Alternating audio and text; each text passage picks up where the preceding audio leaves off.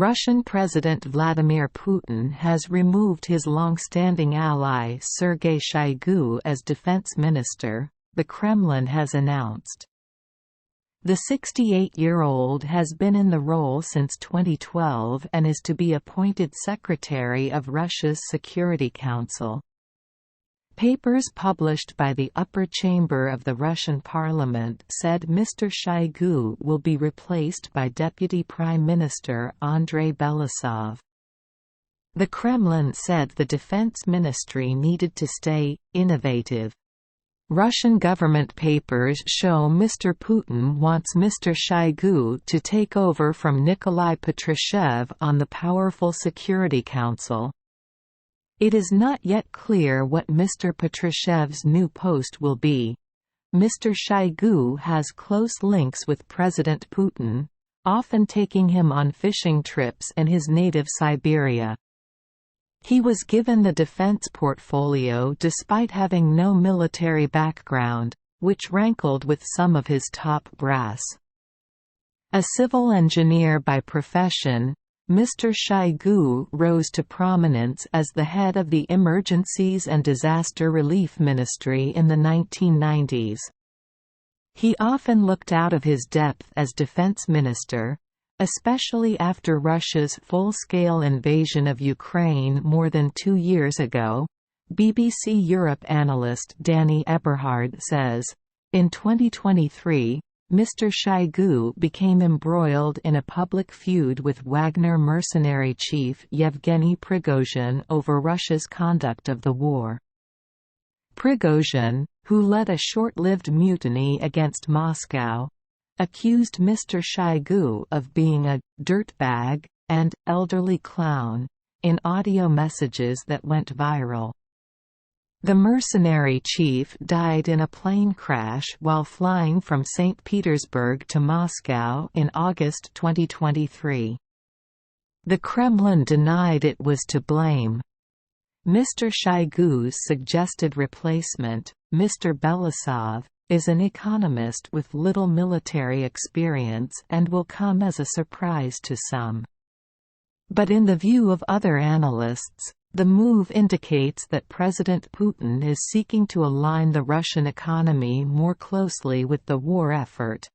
Kremlin press spokesman Dmitry Peskov said the proposed appointment of a civilian showed the role of defense minister called for innovation. He said Russia was becoming more like the Soviet Union in the mid-1980s, when a high proportion of GDP went on military spending. As a result, it was necessary to make sure that military expenditure was better integrated into Russia's overall economy, he added. The one who is more open to innovations is the one who will be victorious on the battlefield, he said. BBC Russia editor Steve Rosenberg said the replacement of Mr. Shoigu did not come as a surprise, since his position had become weaker and there had been talk for some time that he could lose his job. Russia's campaign in Ukraine has been plagued by military setbacks and big losses in men and materiel. Last month, a deputy defense minister, Timur Ivanov, was accused of taking bribes and taken into custody in a rare move against such a senior official. Mr. Ivanov was seen as an ally of Mr. Shoigu and worked with him for many years. Having an economist as new defense minister reflects the changing priorities of the Kremlin, Steve Rosenberg says. The Russian economy is on a war footing now, so it is vital that the defense ministry has enough money to fund the war. According to unnamed government officials quoted by independent Russian website The Bell, Mr. Belousov is seen as a hard-line defender of the state, who believes that Russia is encircled by enemies, like President Putin. He is close to the Russian Orthodox Church. He is said to be a martial arts enthusiast, as is President Putin, who practiced karate and the Russian combat sport sambo in his youth.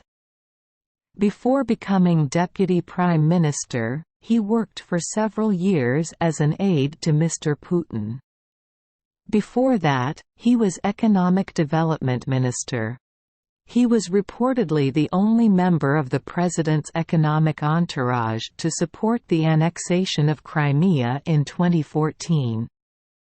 Mr. Putin was sworn in as president for a fifth time on Tuesday after winning Russia's recent election with 87% of the vote and without facing any credible opponents. He has led Russia since May 2000. Among cabinet members to keep their positions is veteran Foreign Minister Sergei Lavrov. Thanks for watching. Don't forget to subscribe, like, comment and share.